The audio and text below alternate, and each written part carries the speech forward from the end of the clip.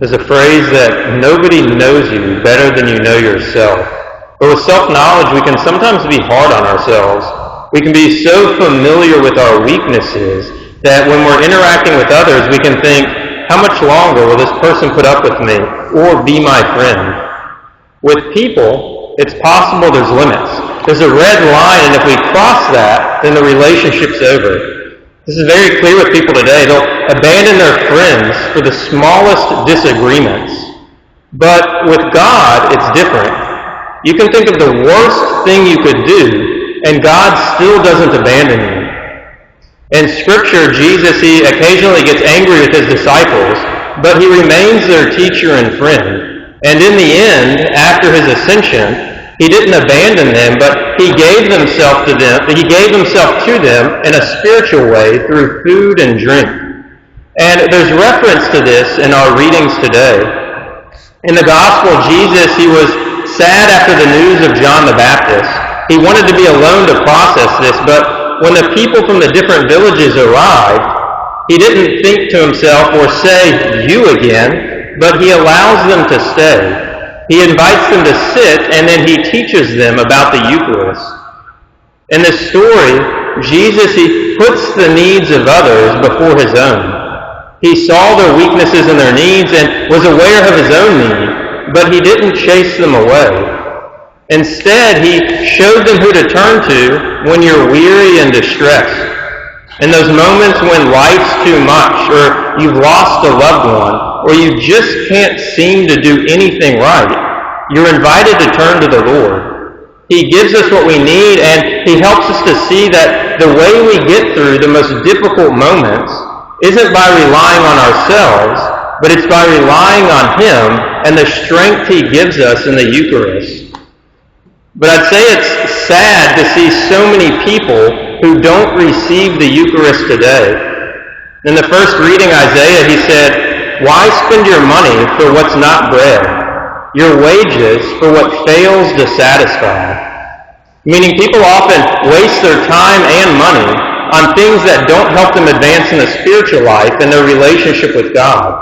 They waste it on things that leave them empty. And we're all guilty of this. For example, how do we handle stress in our lives? Some people, they allow it to consume them, and they run to sinful things trying to cope with it, only to realize after that their condition is worse than before. Another example is when you earn money and you use it to buy material things. That's fine, but rather than being a healthy pastime, we can easily become slaves to these things. In this reading, it's clear that God, he's not calling us to a normal life. He's not calling us to accumulate wealth and material things here. But we're called to hear and to listen to God so that we can share in his life. However, I think it can be tempting to think, what does God know about my life, my difficulties and struggles? But when you really think about it, and you look at the reality of the cross, it becomes clear that he knows everything, because he experienced the same difficulties we do when he became like us. He understands our suffering, pain, sorrow, and loneliness because he experienced these things too. And when we turn to him in our weakest and most awkward moments, he doesn't turn us away, but he looks at us with compassion and mercy, and he tells us that he understands. He wants to meet us where we're at in our lives and comfort and heal us. I like these words of St. Augustine. He said, "See, I do not hide my wounds. You are the physician, and I am sick. You are merciful, I in need of mercy." Brothers and sisters, Jesus, he's the divine physician.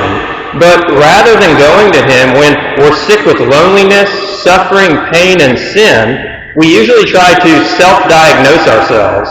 We tell ourselves that this or that will make us happy, that this thing will solve all of my problems. And then it doesn't. In this situation, there's still hope. In the second reading, St. Paul, he said that nothing will separate us from the love of Christ. His love for us, it's unconditional. When he experienced distress, suffering, and pain, when he suffered the most intense suffering on the cross, He was thinking about every one of us.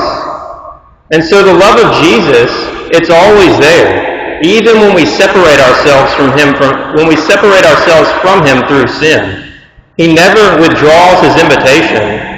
When we're tired of searching for our happiness and joy in the things of this world and in sinful things, and when we realize that they don't satisfy us, Jesus, he invites us to mature and to receive from him what truly satisfies. We all have our quirks and awkwardnesses. Some people are easier to get along with than others, but if everyone goes to Christ and they actively cooperate with him to grow in grace and be healed, then there wouldn't be so much pride and selfishness in the world, and we may even see an end to wars. But most importantly, there would be peace and harmony in our own lives, because we'll know Christ's love for us and allow ourselves to be loved by him, and he'll heal us and unite us to himself and to one another. St. Augustine, he emphasized this well when he said, "True love of God brings beauty and order to the soul, acting as the inner weight that carries the heart to its proper peace."